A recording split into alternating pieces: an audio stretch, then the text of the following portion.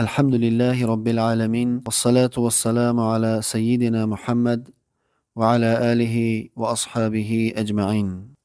عن أبي سعيد الخدري رضي الله عنه عن النبي صلى الله عليه وسلم قال: إن الدنيا حلوة خضرة، وإن الله مستخلفكم فيها فينظر كيف تعملون، فاتقوا الدنيا واتقوا النساء، فإن أول فتنة بني إسرائيل كانت في النساء. رواه مسلم.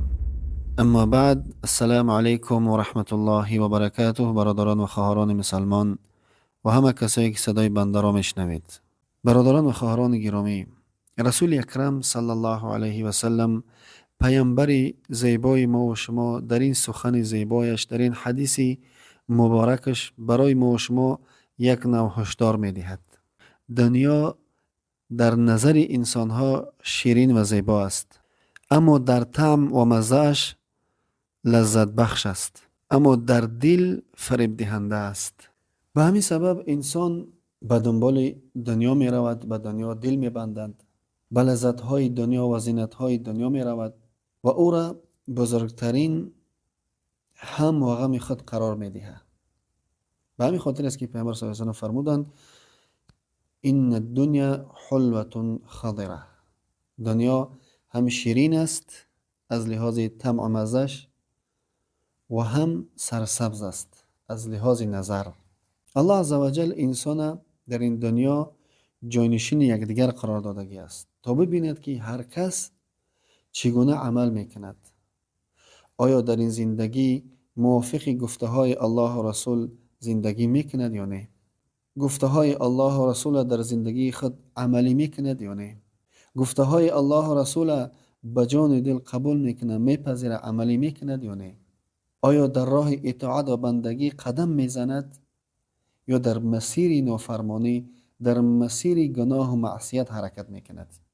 در دوام حدیث پیامبر صلی الله علیه و سلم هشدار میدهد که مبادا زرق و برق دنیا، متاع دنیا شما را فریب دهد تا شما را از فرمان الله عزوجل باز دارد و به سوی نافرمانی الله عزوجل بکشاند.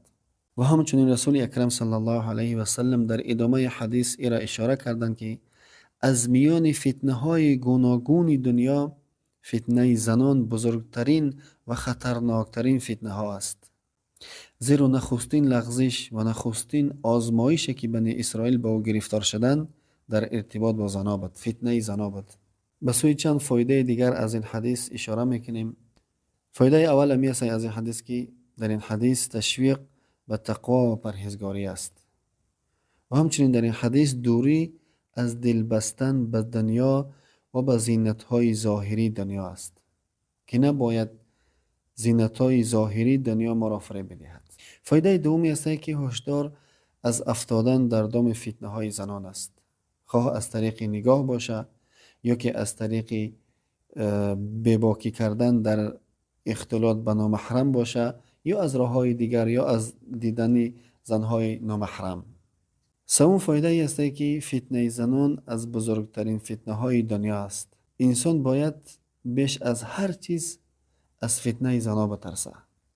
چهارم فایده ای است که عبرت گرفتن از امت های پیشین، به خاطر اینکه آنچه که بنی اسرائیل با امتحان شدن، آزمایش شدن و در فتنه او گرفتار شدن، گمراه شدن، آنها را به گمراهی کشانید، حتما این ممکن است که برای امت های بعدی همچنین تکرار شود. پس این یک نوع عبرت است که باید ما عبرت بگیریم در این فتنه ها و خاصتا در فتنه زنان دچار نشیم. پنجم فایده این است که فتنه زنان گاهی از راه همسر رخ می‌دهد. وقتی که زن با درخواست های مالی، با درخواست های دنیوی، البته درخواست های غیر شرعی، درخواست های از طاقت مصرف شوهر بالا، شوهرش را به زحمت به اندازه وادار میکنه. پس به این سبب او را از امور دین باز میداره و به سوی دنیا طلبی میکشانه و گاهی فتنه زنا از روی نامحرم میشوه. اگر زن نامحرم باشه، فتنهش از این است که با ظاهر آرایی خود را زیب و زینت میتیه، خود را آراسته میکنه و خود در میان مردم آشکار میکنه، در برابر مردان بیگانه میبراید. مثل که بزرگترین فتنه امروزی در جامعه های اسلامی همی است. و به این زیب زینتی خود را زینت میتیه بیرون میبراید.